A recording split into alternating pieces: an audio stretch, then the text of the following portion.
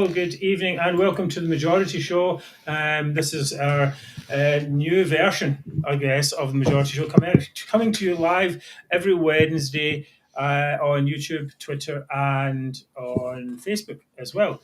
We are glad to have you with us tonight. And I'm here tonight with our co-hosts David Griffiths and Mary Devlin. How are you both today? Well, I'm doing very well. We've just had a big move. Yes.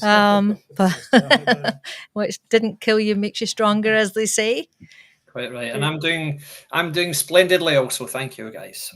Right. Okay. So what are you going to be talking about today, Mary? Well, tonight I'm going to be bidding good riddance to the Greens. Right. And David, what are you going to be talking about? Well, I will be looking at what happens next as we await the appointment of the next SNP leader. Right. And of course, we'll be looking at the rise and further fall of Humza Yousaf. So we'll be back with all that and much more in just a few seconds.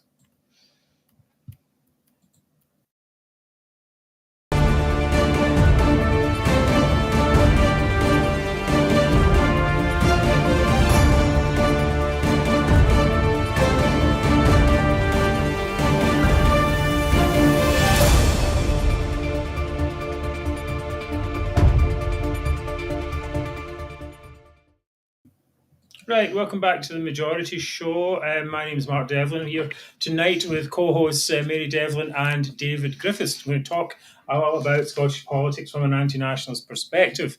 Of course, our aim here at the Majority is a thriving Scotland without the toxic nationalism that has strangled Scotland's potential.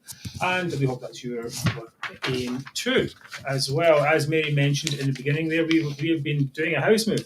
So it's not only did we have to move, but get this whole podcast studio set up as well. And that's been a major pain in the behind. But we are here.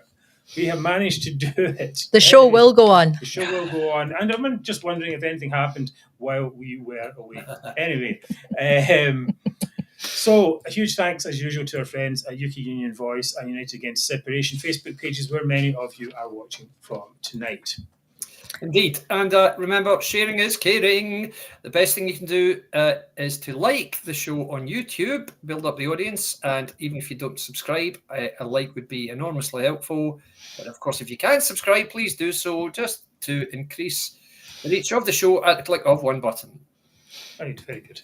Okay, where are we at? You're lost already. This has been printed out even smaller than normal. So okay, we've got, yes, and now is the ideal time to get a Majority t-shirt or mug and annoy your enemies and impress your friends with our merchandise at the Majority shop, which is on the Majority website. And of course, I'll be handling all your comments tonight. We'd like to know what you've been thinking of what's been going on over the last 2 weeks. So please keep them short and snappy. I'll try to put as many on screen as I can. Thanks. Right, very good. Okay, so first one, just moving straight onto the show. Is Humza Yousaf the most inept politician to ever hold office in the UK? David, quick answer there. Quick answer. In terms of being actually in charge of something, yeah, I'd say he probably is. Certainly in the recent history of the UK's political legislature post-devolution, should we say? Yeah, so I'd say certainly in that period, without question, yeah. Right, well, now we'll get that answer. We can just stop the show. That's fine. That was all we needed. Okay. That was our synopsis. Mr. Continuity decided to continue with the Greens in government. Nicola Sturgeon had brought them in to the government to show that she had majority support for a referendum bill. Now, remember back, that was quite a while ago. And it was shot down by the UK Supreme Court. Yes. So the question then really is, was the deal necessary in the first place? And why didn't she drop it after she'd lost the referendum bill? Well, my opinion is, was it ever necessary? No, it wasn't. The SNP Green official coalition, if you can call it that, wasn't needed. The SNP government could have operated as a minority government, as they're going to do right now, which proves it can be done, because they haven't said, oh my God, we've lost the Greens, we're going to have to stop. So yes, they could have done what they're doing now 3 years ago. Or they could have entered what's called a confidence and supply arrangement with the Greens, which is primarily an agreement into which you enter more or less to get your budgets through. But in any event, if they'd done either of those things, if they just said to the Greens, look, you know what we want, we know what you want, stick with us and we'll get some of your stuff through, it'll be fine. The Greens would have been eager to get SNP legislation passed. They wouldn't even have had to be asked twice. But no. Sturgeon had to go for a full coalition, complete with ministerial posts, completely made up fake ministerial posts for 2 of their people. Why didn't she get rid of them when the referendum idea was came out? Remember that I think Sturgeon loved this idea of being at the head of a progressive centre-left alliance. You know, all this nonsense that they keep talking.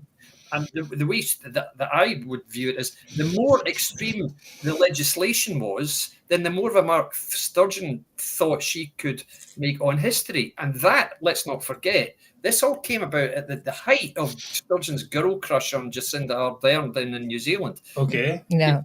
That, I think, influenced her thinking considerably. I think she was trying to do what she could to be the northern hemisphere's version of Jacinda Ardern, and I think that she knew that the Greens could come up with some absolutely crazy stuff, which she wouldn't necessarily have had the guts to come up with herself. And I think that's why she kept it. Well, they were a bit bereft of policies anyway, right? I mean, they didn't have any real policies at the point. I mean, they had, of course, their main policy was independence. Yeah. But once that was closed off, then they didn't have anything to legislate on. So the Greens basically stepped in and said, we'll do all that work for you. And you can kind of, I guess they would probably, Sturgeon might have thought, well, at least we can blame them if it all goes wrong. Yes. In fact, she get the blame of it, right? You know, the trans women are women thing, Isla Bryson's penis, all that type of stuff. It just ended up landing at our doorstep. It ended up landing at Patrick Harvey's doorstep, did it? No, true. Well, I'm going to be talking about that later, the Greens and what their policies actually That's your were. favourite topic, Mary? Oh, yeah. It really is. Yeah. Okay. Right, so where are we at on this? So, well, anyway, the Greens, it was all going along fantastically. Until, and you know, Patrick Harvey, honestly, to want to tell you all the time, almost more than Nicola Sturgeon herself. But until that, a few weeks ago, the SNP decided that they were going to abandon Scotland's climate targets. And the Greens at that point suddenly remembered that they were an environmental party, not a gender-bending one. And they were like, oh, wait a minute, this isn't good for us at all. Now, these climate targets were absolutely ridiculous in the first place. Yeah. And anyone with a half a brain would have known that they couldn't have been sustained anyway. But the question I had about that actually at the time was, why would you even cancel it before an election? You just keep saying, yeah, of course we'll reach the target. Yeah. We'll reach the target and then just forget about it. But they just persisted and decided, well, we're going to cancel it and make a big deal out of it. Yeah. And then the Greens are like, no, we don't like that at all. So this seems to be another crisis of their own making, David. Yeah, indeed, exactly that. And so there are any number of ways you can deal with missed targets. Anything you can do whatever you please. You can either say circumstances have changed. There are dozens of ways you can deal with it. But no, they had to have this big fess up. Mission. But why now? Why now? Right. Yeah. It was almost as if they were looking for an excuse to pick a fight with the Greens. I'm guessing that some of the advice Humza had been given was, look, these guys aren't really helping you here. And more, you were hearing noises about that more and more in nationalist circles, that the view was that the Greens were hindering rather than helping the SNP. And so it looks like he pretty much kicked it off in order to provoke a reaction from them, which he got. And then once he got his reaction, then he had to get his retaliation in first, etc., etc. Yeah, so I mean, basically, the Greens are going to do this vote on whether the House agreement should continue or not. The Green membership, I think, right? And in advance of that, I mean, who decided they're going to do that? They must have had a committee or something like that. Yeah, I guess. Their NEC, whatever their NEC is. Yeah, right, yeah. So anyway, they decided they were going to do that. And but before this is a weird thing as well. Why didn't he just let them have the vote? Excuse me. Let them have the vote. Then they would say, we don't want let's just say the Green members said that they didn't want to have the Butte House agreement continue. Yep. Then Humza would just have said, yeah, well, okay, fine, whatever. We got rid of the Greens anyway. Yep, quite. Doesn't make much sense. I think the idea was among nationalist people that they didn't like the idea of the smaller party effectively sitting in judgment on them, and I think said, hang on a minute, this isn't the way it works. How dare they sit and decide among themselves and take 6 weeks to do it, leaving us hanging in the process? They're the junior party. You just go out there and tell them. You'd let them, something like that, I think. Right. So like, you're not dumping me, I'm going to dump you. Yeah, quite. Exactly. Type of thing. Yeah. But that didn't seem to go too well, did it? Patrick Harvey, Lorna Slater summoned to Bute House, kicked out the door, and then they weren't too happy about it at all, because perhaps they thought that their membership was going to say, actually, they could convince their members that this alliance was in their best interest. Anyway, or they certainly weren't able to convince Humza Yousaf of that. He seemed to decide, almost in... the usual, decide in the morning that he's going to do that, some kind of action or other. And then we had this situation, of course, because then they were all unhappy. And they're saying, well, okay, Douglas Ross said we'll put a vote of no confidence together. And the Greens said, oh, yeah, we're going to join in that as well. Yes. Yeah, it was like a lesson in the art of how not to deal with a potential breakup or fallout. And Humza just did everything by the book the wrong way. That's how he handled it. Yes. Seriously. What not to do. Yeah, it's kind of weird, the timing as well, because he had a First Minister questions even in the afternoon. It's true. And it's like, so at least he could have waited till after that instead of being grilled in the Parliament floor. Exactly. Absolutely. It seems very crazy here. I mean, of course, you must have been able to be handled better. Well, exactly. I mean, to be honest, it's hard to see how he could have handled it worse. We know that he was getting some advice. You've got the story that if you remember the chronology of it, on the Tuesday, Humza, and this is only 8 days ago. On the Tuesday morning, he said, the Bute House agreement is worth its weight in gold. The Greens have been great partners, and together we've done a lot of stuff. By Wednesday evening, it was being said that Stephen Flynn had been to Holyrood, had met with Humza along with apparently one other advisor, and the briefings went out to the press that night saying he's going to can this, Humza's going to can this. Of course, the next morning at 8:30, he does exactly that. As you see, ahead of question time, which was disastrous because that gave Douglas Ross the opportunity to say, right, I'm calling a vote of no confidence in you. Yes. And this we've said this in the show, and I've said this particularly, Humza Yousaf is utterly lacking in political instinct. It's like he's not really a politician. It's like a classic PR man. He'll come out with a soundbite and he'll give you it in very, very seductive tones, and he'll say, oh, listen, look at the camera. Sure.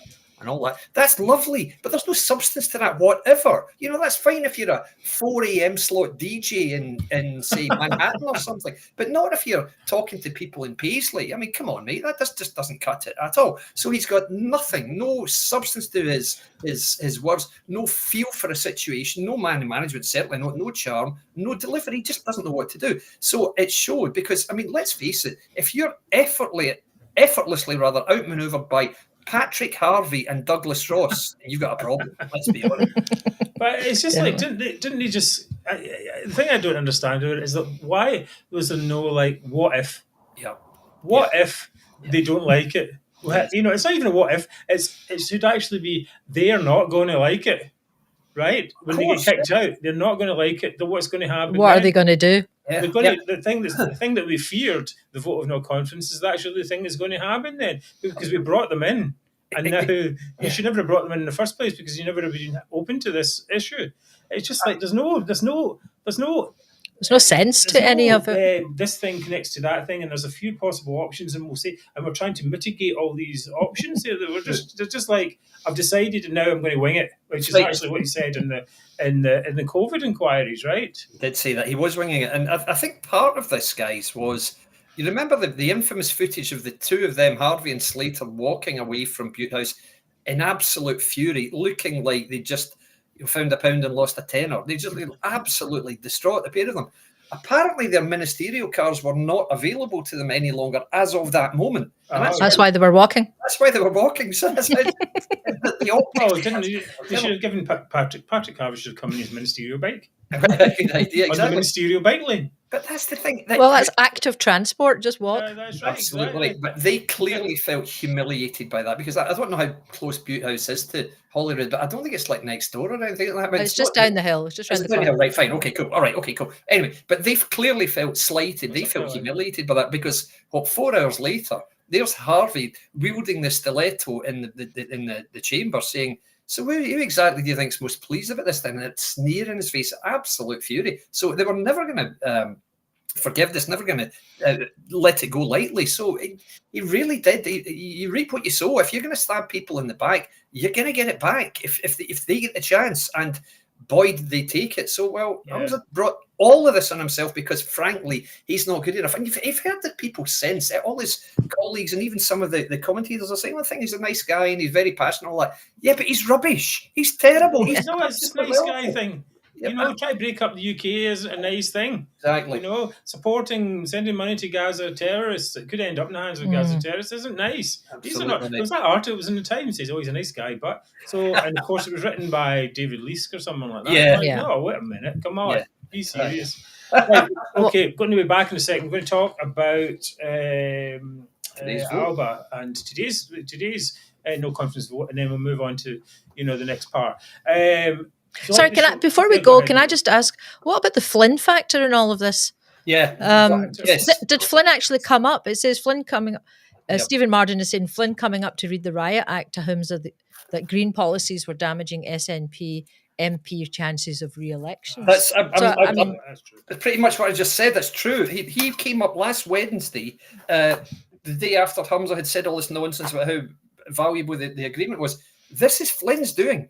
In the main, because we know Humza's not a strategist, he's not a tactician either. He's a reactor. Whenever anything happens, he'll react to it. That's what he does. Yes. Flynn is very much the architect of saying to Humza, go and show how tough you are. That's what happened. And you heard Leslie Riddick maybe the other day on the telly saying, Humza isn't usually like this, and somebody obviously told him to get a bit tougher. I'd like to know who's been advising him. Well, I'll tell you who it was. Stephen Flynn, Leslie Dear. So there you go. Yes, right. So that wouldn't happen in Denmark, would it, guys? Oh no, certainly not. No, especially if you paid to promote Denmark as well. It was a bit of revelation from a few weeks ago. All right, okay, we're back in a second with more stuff.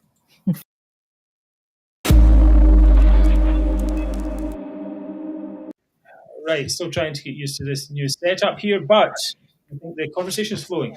And thank you for all your chat comments. So far, it's been really great. Okay, so there was another vote of no confidence today brought by Labour, this time in the Scottish Government. Now, I think there was quite a distinction, even when Patrick Harvey and Lorna Slater were to walk home, that they didn't want to bring down the government, that they were really just angry at Humza Yousaf himself.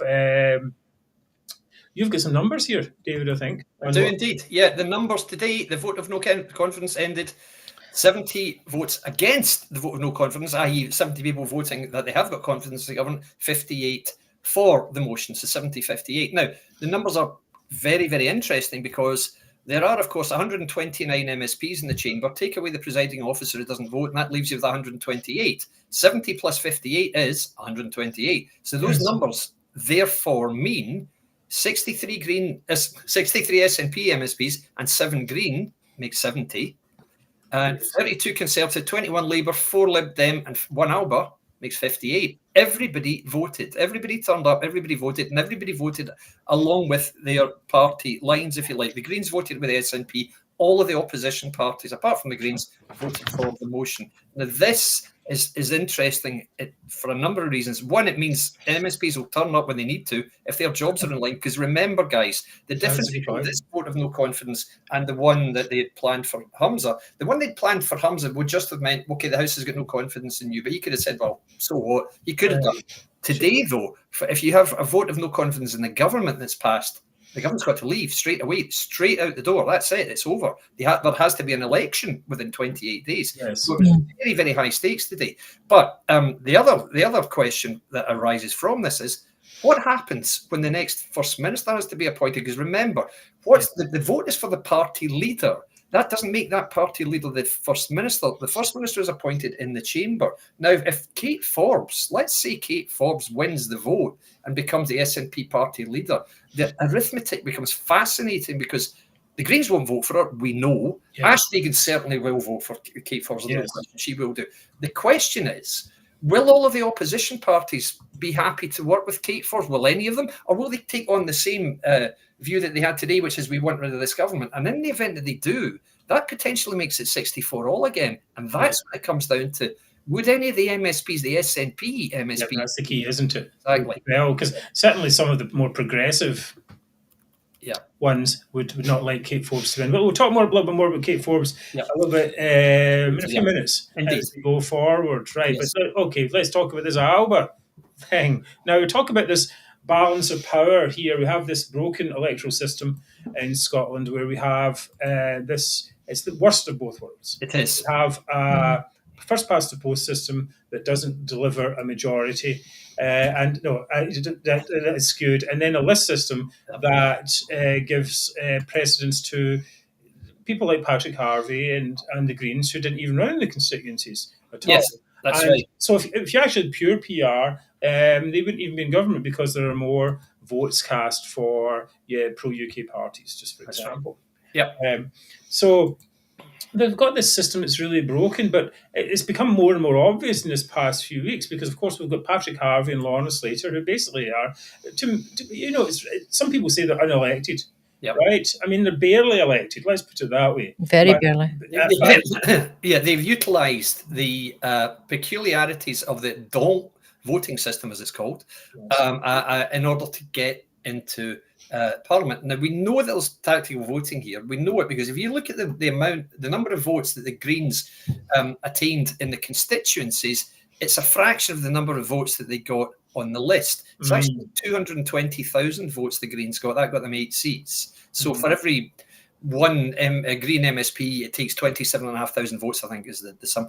Whereas, as I've said a few times, the SNP got 1 million votes in the list and only got 2 seats. And that's what happens. So you get parties comparatively low numbers of votes getting a lot of seats. But the real problem with the system is, of course, guys, that the big parties who get their, pardon my French, their arses handed to them in the constituencies, their MSP still sneak in via the list. So that's why you've got 27 Conservative MSPs got in via the list, 19 Labour MSPs got in via the list. Without that, they'd have no representation at all. That's what's really broken about it. And if I was making one change, you know what I would say? I'd say if you stand in a constituency and you don't win, you can't be considered for the list either, because at least that way they'd campaign aggressively and legitimately and try and get elected. But at the moment, guys like Murdo Fraser just says, both votes Tory, I don't care if I lose to John Swinney, I'm getting in anyway. Ha ha ha. It's pathetic. Yeah. What's wrong with it? It's very poor, but the end result for us is we have basically unelected people or people with very slim majorities who are calling the shots. And as with Alba, we had all this stuff with, it was going to be Ash Regan. She was going to get our independence thermometer and if it hit the right spot, then she would vote for, whoever it was to bring down the government. And then, but she wasn't really in the telly that much, was she? Alex Salmon seemed to use it as an opportunity to come on and grandstand and gloat about the whole thing. Absolutely right. That's true. He was everywhere. Everywhere. He hasn't been as prominent since he was First Minister. He was in front of every camera you could find. She was nowhere. He probably put her in a cupboard somewhere, bless him. Exactly. But as soon as the vote was over and Humza was out, they happily wheeled it out again. Come on, Ash, out you get. Talk about your thermometer. Yeah, no, good luck. Okay, whatever. Well, I just like the thermometer. She's like a nurse. I'd like the thermometer to go into the minus numbers and we can see how minus it is. Yes. Right? It's like I know one place where a thermometer's usually stuck. Which would be very suitable for Ash and for him. Yeah. Oh! Well, yes, Ash was sticking that up. Alex Sam is not really an image that we should be shared on any kind of broadcast. I'll have bad dreams tonight. Yes, right. So Kingmaker Alex, he likes the king across the water. Yep. He's coming down to say, my minion will vote to bring this whole government down, and I will come in and I will save the day. What about the demands that SNP should stand aside to constituencies and stuff like that. It's absolutely insane. Exactly. So I mean that was their idea, wasn't it? Just Alba were going to say, well, okay, these are our demands. We want to have a pro independence majority. We believe the best way to do that is for you to stand down. Like the SNP were going to go for that, not in 100 years. So you get, as I said when I was talking to Mark Ziggy the other night, by that stage, Humza was so desperate. If someone had said, right, I want you to go out onto Charlotte Square and tap dance naked, then he would probably have considered it. It's just the only way he would get to keep his job. We'll just say for how long? Can you imagine? I mean, it's okay. It's quite bizarre, these demands. I do think though, Alex Salmon missed a trick though. He could have come up with some more sensible demands, perhaps, and then could have actually got what he wanted.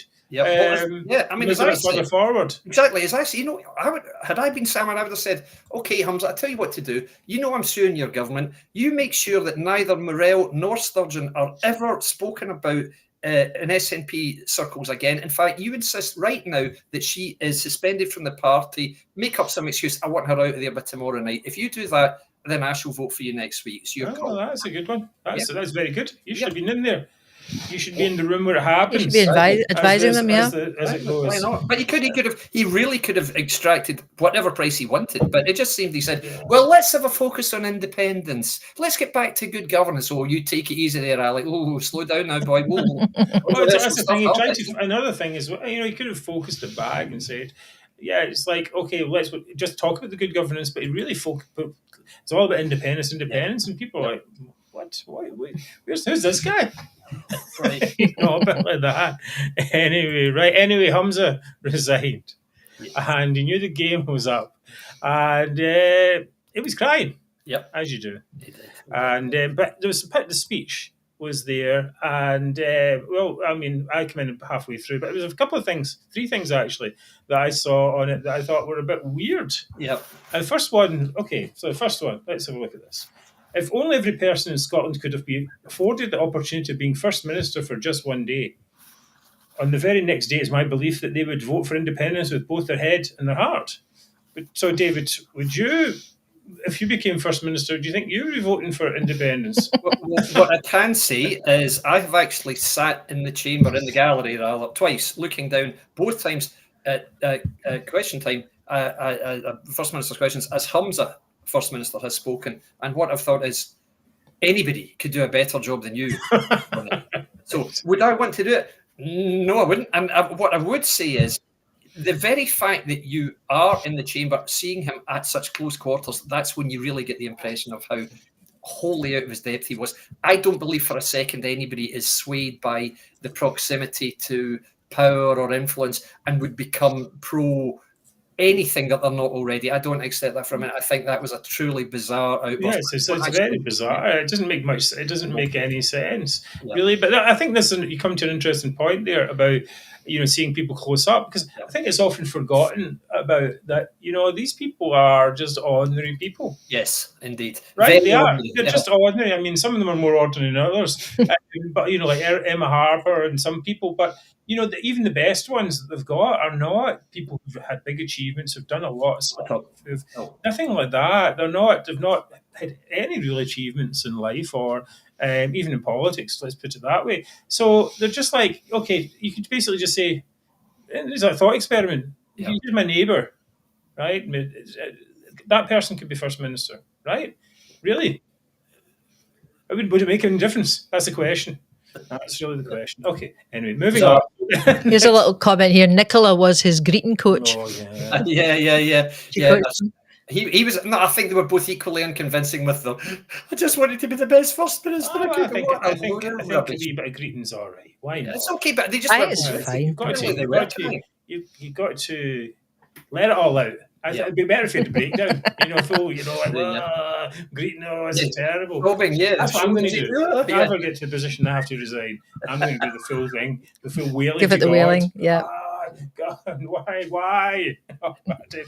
Anyway, then the second thing was independence feels frustratingly close. I almost threw him a brick at the telly. We talked about the bricks next to next to the couch before, and I don't actually keep some bricks there. But if I had For some good bricks, reason. I would have. I should get one of those rubber bricks. Or Yeah, foam bricks no, that you one of throw those into sponge that. ones. A sponge. Independence feels frustratingly close. I mean, come on, be serious, really. Who does he think buys this guff? Absolutely. There was a journalist interviewed today. It was a guy, a professor from one of the universities in Scotland, and the interviewer said to him, "So what do you think about this line, independence is frustratingly close?" And he said something to the effect that, you understand why he has to say it in order to resonate with his supporters, but we've been hearing for 10 years now that there's going to be an independence referendum anytime soon. There is not going to be an independence referendum anytime soon. It is off the table for the foreseeable future, and he knows it. He isn't convincing anybody with that. It doesn't help. And that's exactly what right to the bitter end, he was carrying on with that complete nonsense that no one, literally no one, including himself, believes. So it's a fantasy. It's a charade, the whole thing. Yeah, it just seems bizarre, really. I mean, you might say, we're not close and we have more work to do. Yeah. Okay. We've never been further. Get the thermometer ready. Put a fire on I think that thermometer's well down in the blue. Exactly. That's the thing. And then the last thing was a bit weird. He said that it was hard on his family. I'm like, wait a minute, it's just for a second here, because he used his position to get his family out of Gaza. Yep. For one thing. So that's not hard, and that was pretty good. And then he elevated his wife to an official Palestinian spokesperson. She got a jolly out to Turkey or somewhere like that. To meet Erdogan, exactly right, yeah. And then he used his position to bully a nursery into trying to give a place to his kids. Exactly. I mean, this is all in a year. Right. How is that hard on his family? I'm struggling to see where the difficulty is with any of that. The fact that he was in a very, very senior position made it a lot easier for his family, for example, to exit a war zone which is somewhere they should never have been in the first place. I don't see how that made it hard for him. No. It was possibly a worry for him, the fact that they'd gone to a war zone, but it wasn't the fact that he was first minister that made it a worry. It was the fact that they'd stupidly gone somewhere where they had no right to be, and they'd been told, in fact, not to go. So it wasn't the fact that being first minister was hard. Being first minister helped massively. So let's not forget that, Humza, old chap. Seriously.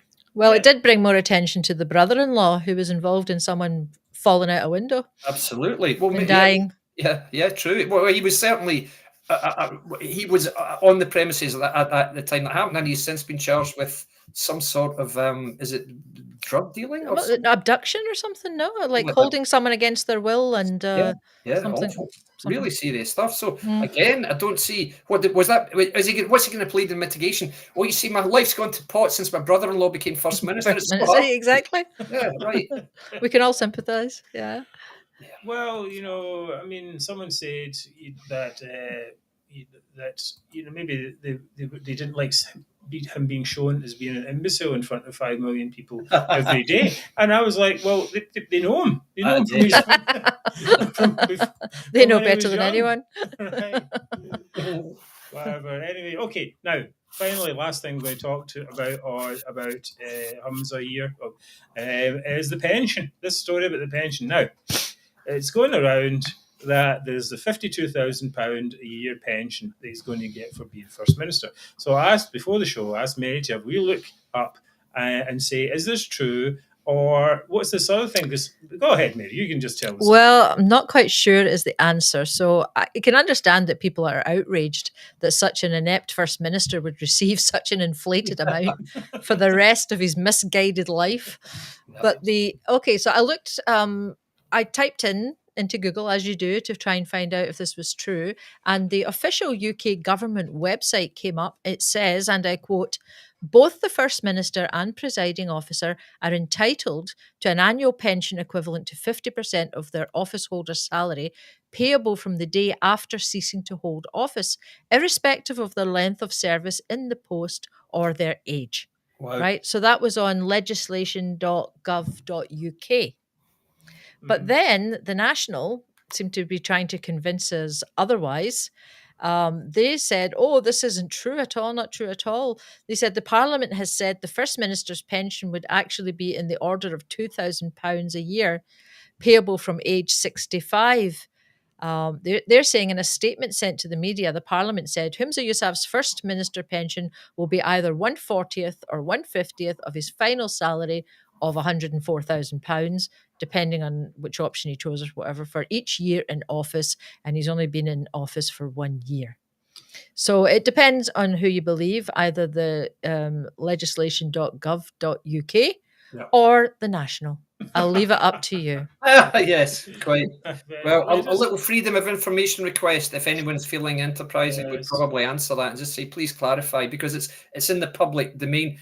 Everybody in Scotland has a right to know exactly how much we pay our public figures. You can't hide this. And it's not up to the National to be the arbiter on this at all. Yeah, it's a very weird one, I think, is here. And of course, people would be outraged about that. I'm just outraged that he was being paid 170,000 a year for a starter. 170,000 a year for what? No, 104,000. No, it I think says. it's 170,000. Oh, well, the National is saying 104, so there's another. It's the markup from his salary. You get 52,000 as an MSP, but I think the additional salary is very considerable if you become First Minister. Oh, I see. Viewers out there, please fact check this for us. Okay. Indeed. Right. Thank you very much for watching the show. We are rattling through the events of the past few weeks while we were away moving house. It takes a lot of work to put this show together.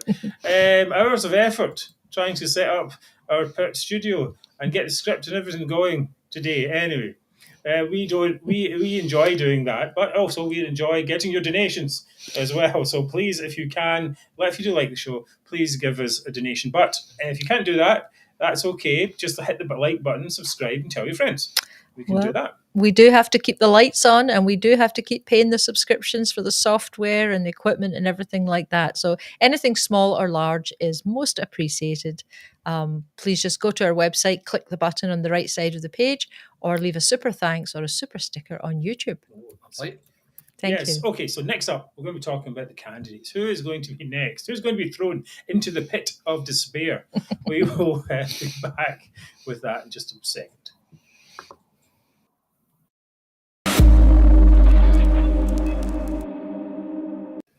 Mind you, if you're getting that pension, then it's hardly a pit of despair, is it? It's like a pit of money. Well, Sharon's saying that 172,000 was correct. 104,000 was the FM salary. The remainder was MSP salary. 170,000 for that? Wow. It's absolutely crazy. It really is. I mean, okay, you could think, okay, the Prime Minister of the UK certainly is underpaid. There's no doubt about that. And they should be paid a decent amount of money for that. But we're talking about an administration that has 5 million people, not 50 million people in it. We're talking massive budgets. 65 million people. Huge foreign foreign affairs responsibilities. This is a proper job, not just, going around and just saying, oh, we want independence all the time. It's not that. Okay, let's talk about the candidates. Okay. Kate Forbes in general, it says here. Indeed, yes, yeah. Well, I think, Mark, you were going to say a little bit about... that's fine. So basically, it seems at the moment that we have... I don't think that many people, anyone has actually put their hat in the ring yet, have they, David? No, not officially. They were obviously going to wait until after today's vote of no confidence, because there'd been no point in saying so if the government was going to be papped out. So, that's why they've... Tomorrow you will see at least one person saying, yeah, okay, I'm in. At least one. Right, okay, but the contenders at the moment seem to be Kate Forbes and John Swinney. They seem to be the leading lights, if you call it, like a dim 20-watt bulb, if that's the case. It's like, what light? Okay, anyway. My thought, Kate Forbes, I'll let you do the main thing, but my thing's really going back to this. I've seen so many comments, I like Kate Forbes and she's more competent and all this kind of stuff, And I'm like, do you really want a better nationalism? Yeah. Do you want it to grow stronger and improve? Why would you want to do that? You want the worst candidate in there. In fact, I think you and I were in agreement in this, that we wanted Humza to stay longer. Absolutely. Right. And do more damage to the nationalist brand. Now, I don't rate Kate at all, but I mean, I'm with you. But I'm with you, Martin, as much as I wouldn't like her to be there because she possibly is more competent than the others. But Mary, I'm with you. I've said this for months. I'm not a fan. I never have been. Yes. Okay, in people say, and pro-UK people say this, she has understanding of the importance of the private sector. Great. And she doesn't believe in excess tax rates. Okay, that's great too. So what? She's still an economically illiterate separatist. She wants Scotland to break away from the UK. So her grasp of economics isn't that impressive, let me tell you. Let's just keep it real here. She's more cerebral than Humza Yousaf. Well done, you. That's a low bar. Isn't it just that you can trip over that bar, it's so low? And that's for pro-UK voters who say, oh, I could vote for Kate Forbes, you know. These are the same people who also insist every day to be, I couldn't possibly vote for Labour. You know what, guys? I don't want to hear it. I really don't want to hear that any longer. I'm not interested. Those sentiments to me are not only foolish, but very, very suspect. If you are anti-nationalist and you're saying, oh, I could vote for her, I really don't know what I can tell you, to be honest. It's very weird. Yeah, and what I would say, Mar, just to add, right now, I do argue every so often some people say, well, I vote for the candidate who I think does the most and represents my views the most. Hang on a sec, guys. We are in pretty much extraordinary circumstances in Scotland right now, in case we forget this. We face an existential crisis. There are people in this country, and they get a lot of votes, an awful lot of votes, and they are hell-bent on tearing the country apart, breaking it up. Right now, we don't have the luxury of saying, well, she's a little more clued up than he was, so, you know, and she's got some conservative, you know, I think. No, guys, if you want to get the SNP out, doesn't matter how good she is, how impressive she is, how much of a soft spot you've got for Kate bloody Forbes, don't vote for her, okay? She's an absolute disaster, and I'll go on to say something else about her in just a minute, but please, I don't want to hear how much she impresses you. I do not want to hear it for 1 minute. One thing that surprised me a little bit was the Times that came out against her, which we'll talk about there, because I thought one of the issues with Forbes was going to be that the media was really going to boost her, but actually seems to be caught in a kind of loop. And of course, that loop is caused by her religion. Now, this is another thing we've seen many people talking about on our side, and they've been saying, oh, this is terrible. She's got Christian beliefs, and she's been taken over the coals because of that. Well, Humza Yousaf, that never happened to him. Yeah. Right. And you see, I mean, I see it so often. And I think the difference, though, really is that she brought this upon herself by putting her beliefs out front and center when she didn't have to do that. I mean, what any thoughts on that? Big time. As you can probably imagine, we all remember last year's leadership election kicked off in bizarre fashion for Kate Forbes because right from the start, she insisted on discussing her faith, and it was her decision. She wanted to discuss it. She is a Free Church of Scotland member, which I'm told is separate from the Wee Free. Apparently, there's a Free Church and a Wee Free. Apparently, I know nothing about that, to be honest. My ignorance, I apologise. But that church, as we know, or as I understand, has some pretty fundamentalist views. So, without going into the faith too much, because as I say, I'm not too clued up on it, Kate revealed, among other things, that she would not have voted for the GRR bill. If you remember, she stayed on maternity leave quite fortuitously until that was over before coming back. Exactly, yeah. No problem with that. Okay, I think a lot of us appreciate that. But she went on to say she didn't believe in same-sex marriage, she didn't believe in abortion, and she didn't agree with having children outside of wedlock. Now, to be honest, that's where her campaign almost ended before it even started. Straight away, her campaign manager, Ivan McKee, distanced himself from her remarks and stepped down.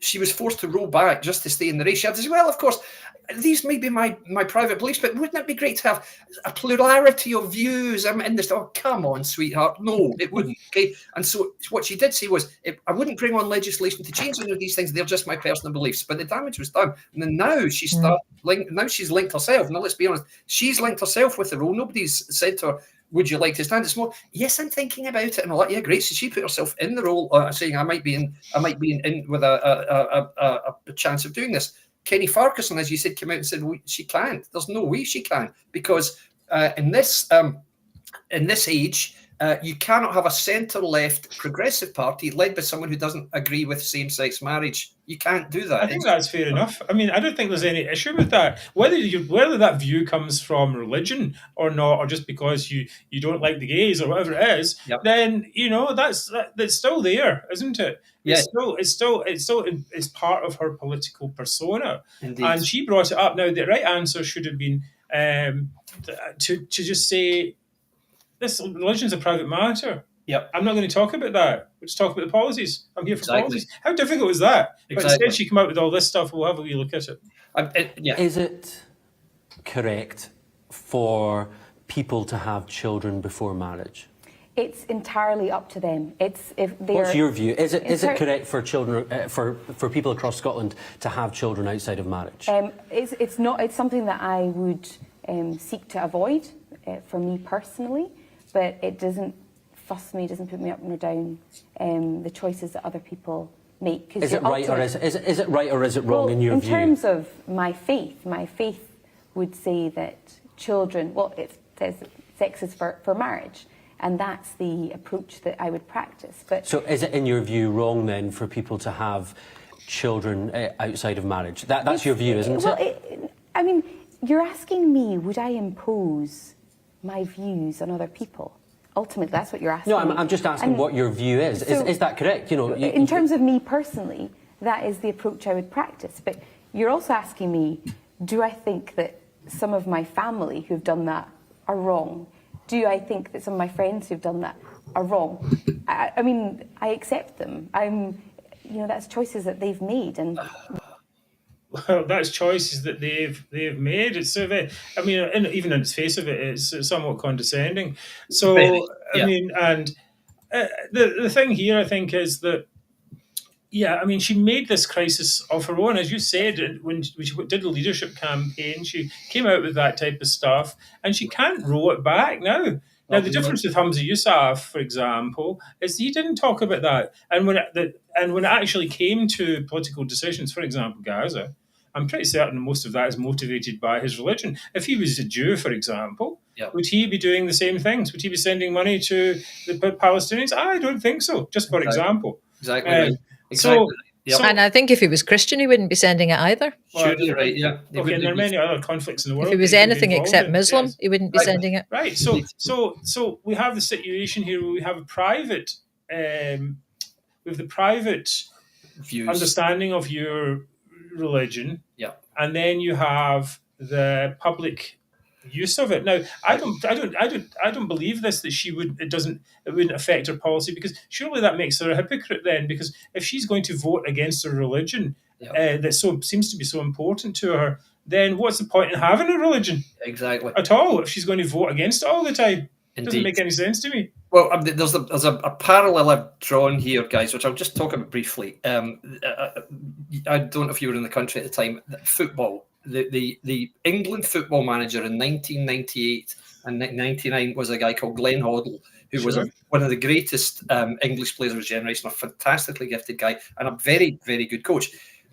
Somehow, I think he became a born-again Christian, and he decided that he was going to help with injuries by getting a faith healer, a female faith healer, in the squad. That's what he did. A woman called Eileen Drury. I think she was a pub bar landlady or something, and she did faith healing. So he brought her into the squad. But he didn't stop there, though. England were knocked out of the 98 World Cup, and then at the start of the campaign for the next competition, they hadn't been doing so well, and he was interviewed by a sports writer, a football writer, and he started talking about, well, of course, I've got my religious beliefs, and it's my belief that the disabled are paying the price for sins they've committed in previous lives. Oh, yes, I've heard that before. Right? That sort of thing. Yes. And there was an absolute storm. Now, a lot of people said, a lot of people said, but he's expressing his religious views. They aren't religious views, guys. There's no religion in the world that says that. That's just extremist nonsense by a fanatic. So that's what it was. Now, I'm not saying that's what Kate Forbes did, not at all. But what I am saying is, if you choose to put front and centre your private religious beliefs in a political leadership campaign, and if you want to come across like Ned Flanders in a twin set, you're going to get criticism, believe me. Yeah, I just don't get it. It's like, and not even that. It's like, why defend Kate Forbes of all people? I mean, she's not only a nationalist. She has these, not progressive. I think certainly for a progressive party, progressive views. Yeah. Anyway, it's not enough, and even just for a normal life, they're we've passed all that same sex stuff in life before. This is exactly right. Before marriage. I mean, what are we back in the 60s or something? Exactly. People will say, now I know there will be people who I can't see the comments anymore, but I know that some people are saying, hang on, no, Humza Yousaf was never asked those questions. No, he wasn't. But Humza Yousaf however untalented he is politically, and he is untalented, he would have been able to deal with those questions. Now, Kate Forbes, you could say, well, she was being honest. Great, she's being honest. Well, I tell you what, put it on your Twitter profile then, Kate, if you feel it that strongly. Seriously, if that's how honest you are. Well, it's You're not right. even that. I mean, do we? I mean, there's honesty and there's stupidity, right? Exactly. You know, it's like you're trying to get elected here. Yeah. You don't just say, right, oh yeah, honestly, I've done. You know, I stole some biscuits out the tin, or whatever it is. You know, Right. like that's not the way it works. Quite. It's, So, it's yeah. you don't focus. It's all about. As a candidate, you want people to focus on the right things. And Yeah. now everyone's just focused on this. And we've got this whole discussion about religion and politics, which we shouldn't really be having at this No, we day shouldn't. and age, whether it's Muslim or Christian or any other religion. Exactly, and that's what Kate Forbes' candidacy brings to every debate, and it always will do. Oh, that's a Like good it point. or rightly or wrongly, that's how it is. That's what happens if you introduce your private views into a public setting, and you do it deliberately, and that's what she did. So, while I have a limited amount of sympathy, this is what happens. Anyway, I think we've said enough about Kate Forbes. Right, yes. I think time to move on to Honest John. Now, how come this guy gets called Honest? I mean, what? Yeah, where did that come from? The aren't quotes big enough. Quite exactly. No. Well, it's not only that. The other cliches you hear about John. Oh, he's a safe pair of hands. He's got great experience. Right. Okay. Well, here's a wee story. And this was Mark actually did some research on this, but I heard this story. How did John Swinney ever get involved in the SNP? Oh, I bet yes, a lot that's of right. people, I bet a lot of people viewing don't know. John Swinney, guys, joined the SNP, I think when he was age 15 or 16, after the 1978 Commonwealth Games, the TV coverage on BBC. Apparently, John didn't like the way that the Scottish competitors were portrayed in the coverage of an athletics tournament in Canada in 1978. And that's why he joined the SNP. It's unbelievable. That's why a lot of people vote SNP. Yeah, Exactly. Exactly. It's So like the whole thing. TV commentators are stealing our water. Yeah. You know, that kind of. It's like that's the. It's nonsense because just to send a letter to the BBC. absolutely. I mean, really, would have saved a lot of trouble. Maybe we might be Splitting up the country. His bank balance. So this is we talked about this many times in the show. It's like, how do we get from, they said that what's that guy called Scottish tennis player Andy Murray? Murray, They said called Andy Murray British. Yeah, exactly. Oh my God, we have to split up our country. Yeah. You're like, what? Wait a minute. How did you get from this one to this one? Oh, because you know why? Because people like Alex Salmond came in and said, like worm tongue or whatever it is, whispered in your ear and said, it'll be a lot better. You feel bad about this, don't you? You're really bad, and it's just going to get worse and worse until I fix it for you. Yeah, quite. I mean, Exactly. that's what it is, right? That's exactly what it is. So we've had these people. All regions of the UK have not racism, phobias about the next village. Even those people over there, for God's sake, I'm never going to live in Hamilton and end up with that type of thing. That's natural. But the thing that's really shocking, I think, is that they've been able to do this, and to so many people come up, the Salmons, the Surgeons, and the Yousafs, and appear to be nice people. Give that impression, they're okay, but actually they're just whispering in people's ears all the time, saying, I can give you better stuff, and these other people are bad to you, and it's just really ridiculous. Absolutely right. That's it. That was the foundation upon which John Swinney's SNP political career was built. So they're talking about built on sand. So that's what got him into it, and since then he's pretty much been involved since about the 90s. He's held ministerial and representative roles as an MP or an MSP since that time. He became party leader after Salmond first stepped down in, I think, 2000. And as leader, Swinney led the SNP to its worst ever result in Holyrood. I think they won 23 seats in the 2003 Holyrood election. He said despite this, he done step down. He's held several senior positions first, like deputy, he's been finance secretary, etc., etc., etc. He's also the SNP's most vociferously enthusiastic clapping seal in Holyrood, and Stephen Daisley talks about this a lot. He's always sitting there going, yep, and all this nonsense, looking utterly ridiculous, always when Sturgeon's speaking. Let's not forget, though, guys, his conduct has been really appalling. This is a big thing, right? Exactly. He first, the vote of no confidence was when he decided he was going to issue exam grades by postcode pretty much, because it was, well, if you've done well, if the school's done well in the past, obviously they're going to do well this time, so we'll give these grades. And he was told by educational authorities, you cannot possibly do that. This is a time when, promising pupils must be able to have their ability rewarded. And he U-turned, and there was a vote of no confidence because he made such a fool of himself. He survived it. And then the other one was when he delayed an instruction from a Holyrood Inquiry Committee to provide the government's legal advice. Again, I've never actually given that legal advice. I don't think it's ever No. come out. Exactly. So Swinney has got zero charisma. He is just like, they call him the Undertaker because he looks... Oh, yeah. I mean, he's like an Undertaker for Undertakers. Quite, exactly. Last year, of course, he said he wanted to step away from frontline politics. Apparently, he got married last year, apparently. And talking about religion, guys, he got married in a Catholic church, and I'm not saying for any reason. He was previously, apparently still is, an active member of the Church of Scotland, but it was the only way he could get married to his intended in a Catholic church was to annul his first marriage or something. Anyway, so it kind of gives the lie to the idea that the selection is in any way anti-Christian, because John Swinney's clearly Christian, so it's not just that, guys, is it? So anyway, but now it seems like he's the most likely party leader, and he's probably the most likely to win a vote of SNP MPs in the chamber to become First Minister. So there you go.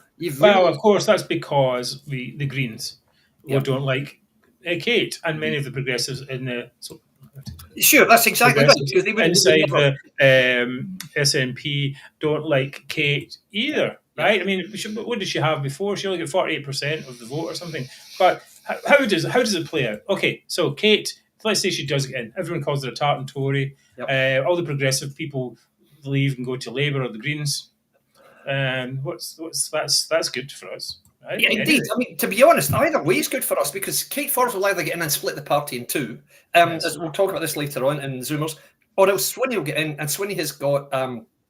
He's like, he makes Geoffrey Howe look like Mike Tyson. That's how ineffectual he is. He's just pathetic. So yeah, he's never. Can you imagine who's going to be the person who's going to lead Scotland to independence? John Swinney. Yeah, right. Okay, guys. Yeah. Well, low expectations, I have to say.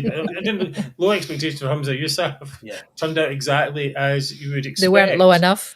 Okay, so it's been an ongoing discussion, I suppose, when they put their hats in the ring, so to speak. So yeah, I mean, just to read, I'm really sorry, I was just going to say, remember, if only one person applies or says I'm going for it, then it will just be a straight vote in Parliament, and then they'll almost say, which would probably be Swinney, because I can't see Swinney agreeing not to run against Kate Forbes, whereas Kate Forbes will probably be persuaded not to run against Swinney. If she does decide to stand, it has to go to a vote of the members, not just in Parliament, and that could take up to 6 weeks. And that means. But the other thing about it is that why would you even do it? Yeah. Because, unless you could actually get this pension, I mean, that's a reasonable incentive, but basically you're leading a party into electoral oblivion. Exactly. So from that point of view, Kate Forbes probably, I guess she's got the nous to say, right, okay, I'll stand out, but what are you going to give me in the meantime? Because they're going to have to reshuffle the cabinet anyway. They will. I mean, Shona Robertson won't stay, not a chance. So there will probably be a reshuffle, and she'll probably get a big gig out of it, and she'll probably get an agreement from Swinney that she'll take over in the 26, or maybe after the 26 Holyrood election. That's probably something like that, because she will not want to lead the party into either the general election or the Holyrood election, because she knows they're going to lose heavily. So I were in her shoes, that's what I would do. It's the same thing that people say, Penny Mordaunt should take over from Rishi Sunak. You're like, no, why would you do that? Exactly. Or whoever it is. Anyway, right, so we are going to, as I said, I don't think I did actually say, it's a bumper show today. We're going to go on a little bit longer than normal. So Mary's going to be up next talking about the Greens, and then we're going to have the highlight of the week, which of course is Zummer of the week. So we'll see you back in a few seconds.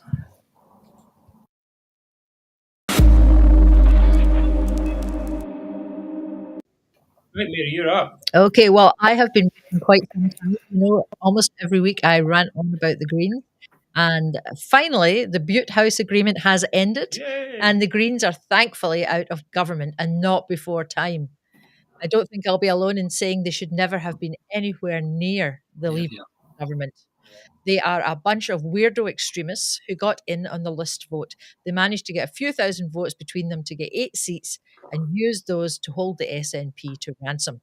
And make no mistake, nearly every single policy and doctrine that has been forced in Scotland in the last few years has been the warped, anti capitalist, socially depraved, economy strangling, devilish agenda of the Greens, with the SNP to make them do their bidding. Of course, if the SNP had any policies of their own, other than fantasy independence dreams, the Greens wouldn't have been able to inflict so much damage on Scotland. Now, I've spoken here many times about the housing crisis, now called the housing emergency, that is gripping Scotland. We had Ross Greer, who laughed and sneered at landlords and said they didn't contribute anything to society. Patrick Harvey, who imposed rent freezes that have caused the highest rent rises in Scotland.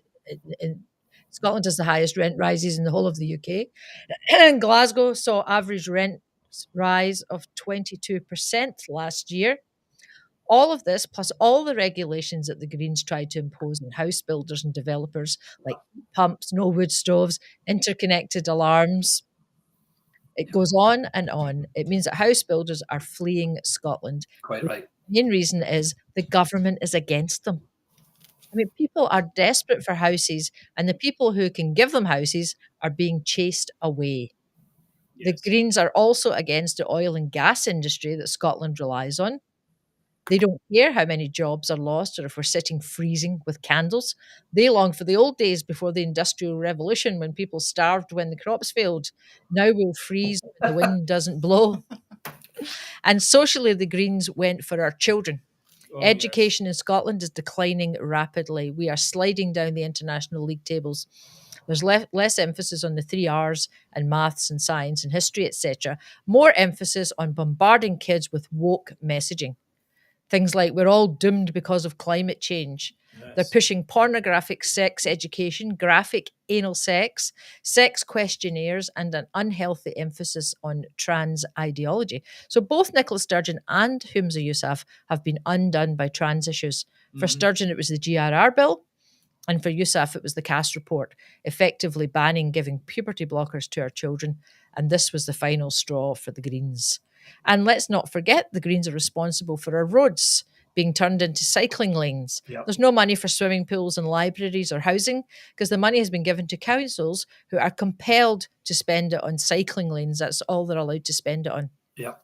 Then we've got ULEZ, 20-minute cities, 20-mile-per-hour zones are going to be imposed on 36,000 more roads in Scotland. Is that still ongoing, that plan, even after Wales get rid of theirs? I don't know. No one said it's not. Wales get rid of theirs, and then it still looks like the Scottish Greens are going to go for it. Well, not Greens, but the Scottish government. Well, it's the Greens, but then they get the SNP to actually do it for them.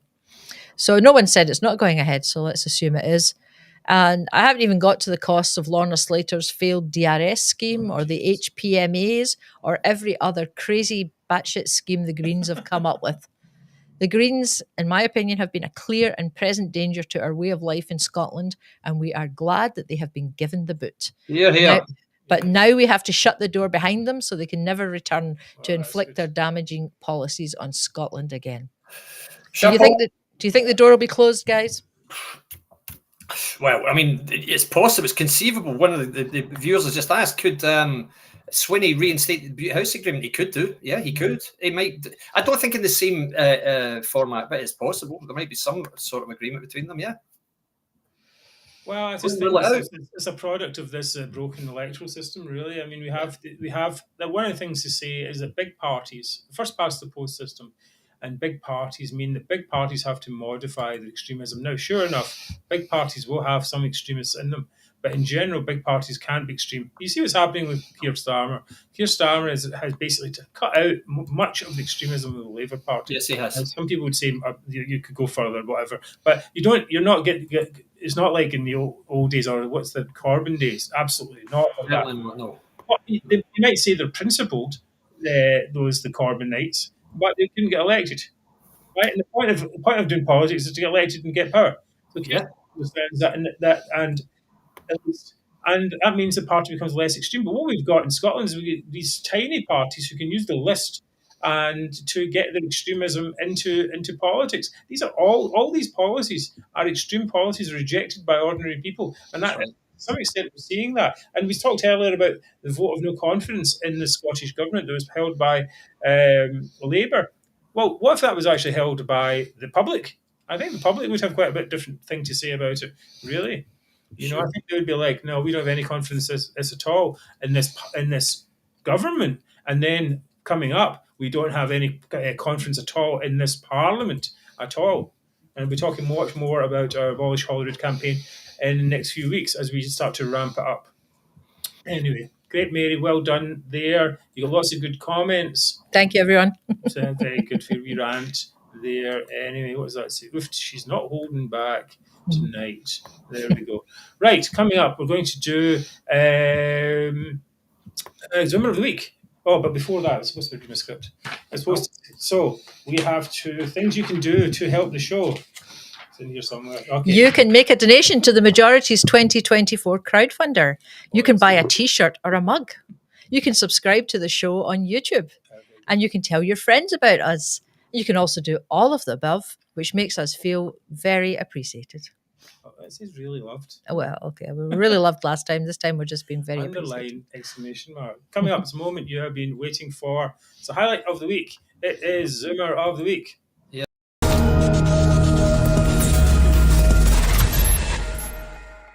Right, the only problem is I didn't have any time to organise mine, but I'm just going to try and wing it. Humza Yousaf. Let's do a Humza. No, that's not that good. My nomination is the so-called fake Tory, actually, Andy McKeever. You may remember McKeever from the past, when he's always on the TV and always say that put the the wee thing underneath. It always says former Tory spokesperson.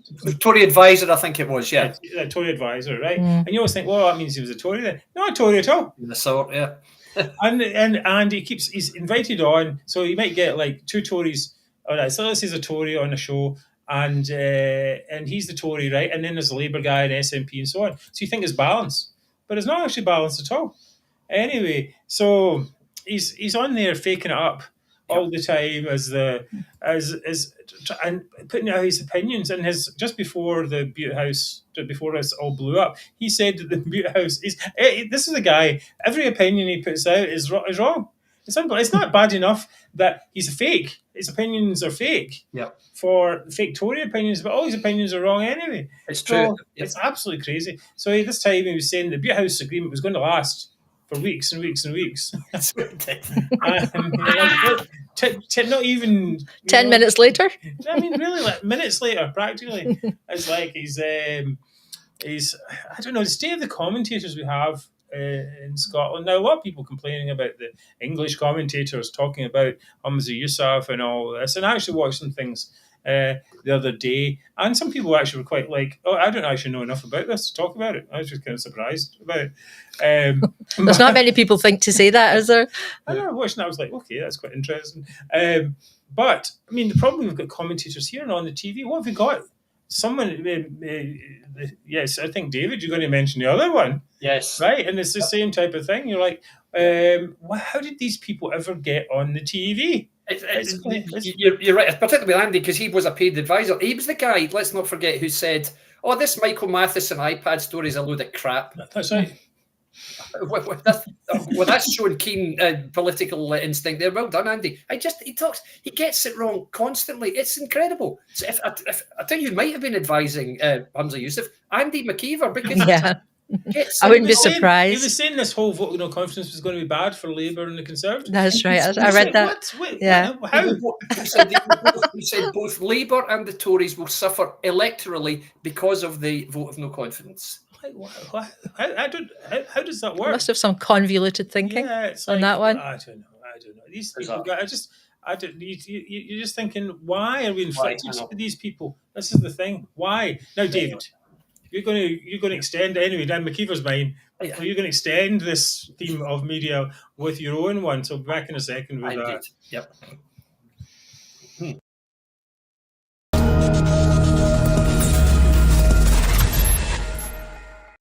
Okay, guys. My nomination this week for Zoomer is Kelly Given. Now, fortunate enough not to have heard of Kelly Given. She is a former reality TV contestant, a a former beauty contestant, apparently, and a full-time, pretty much, SNP propagandist. She is frequently interviewed on BBC, either on the 7 or the 9, where she obediently parrots the party line. She said how transparent Nicola Sturgeon and Peter Murrell were being, and the tents in the garden proved that.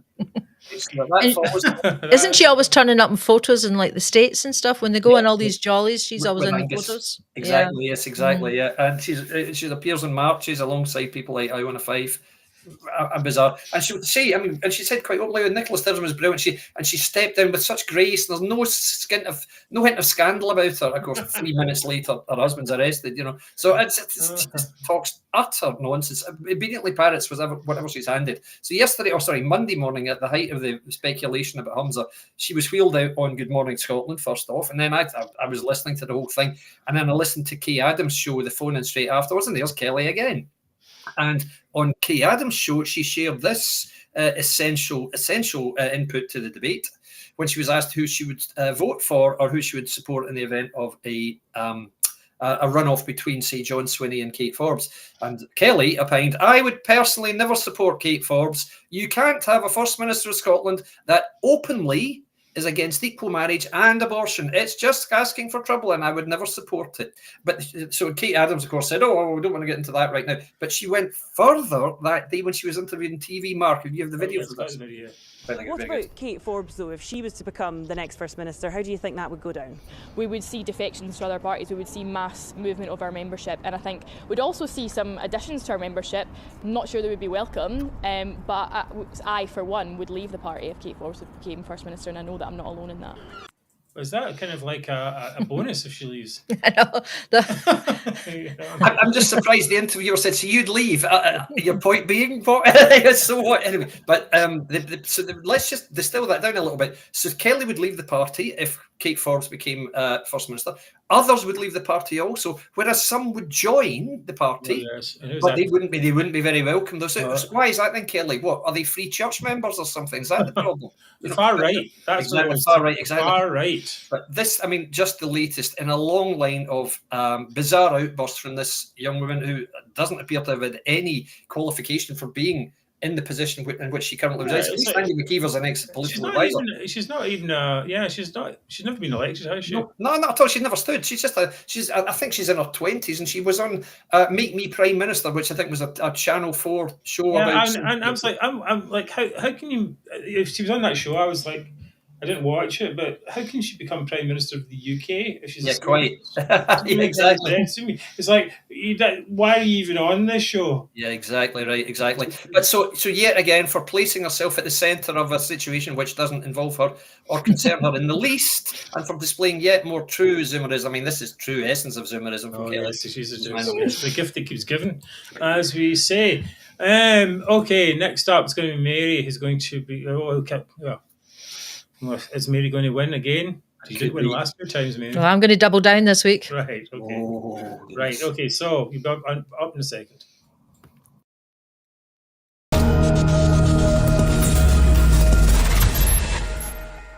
Right, my Zoomer of the week this week is Ian Blackford. And I'm nominating him not just on 1, but on 2 counts. Okay. So I'll try and get through them pretty quickly. First of all, and on this alone, he would have been my Zoomer of the week. But just after Humza's resignation speech this week, Blackford was interviewed just outside Westminster. He was asked what he thought of Humza, and I nearly choked on my caramel wafer when he said, Humza is a man of great depth. What? Yeah. I mean, if you mean the depth of a puddle, or there is no depth to which he will not lower himself, then maybe he could have said that. But basically, I spluttered all my tea all over myself. I thought he is having a laugh there. The second count that Ian Blackford is my Zoomer of the week is apparently he's been trying to seek a seat in the House of Lords. Yep. Both the Conservative and Labour sources claimed he approached them looking for a peerage, right? So apparently he's secretly met with Sir Keir Starmer and also the Secretary of State for Scotland, Alistair Jack. Seriously, he's met a Tory. Ian is denying that he's had the meeting. meetings. rubbing He's it like, oh, around. I don't believe in that kind of thing. It's a load of rubbish. A third source says he asked Sir Keir Starmer to include him on his honours list, but Sir Keir was incredulous and responded saying, why would I nominate you instead of a Labour MP?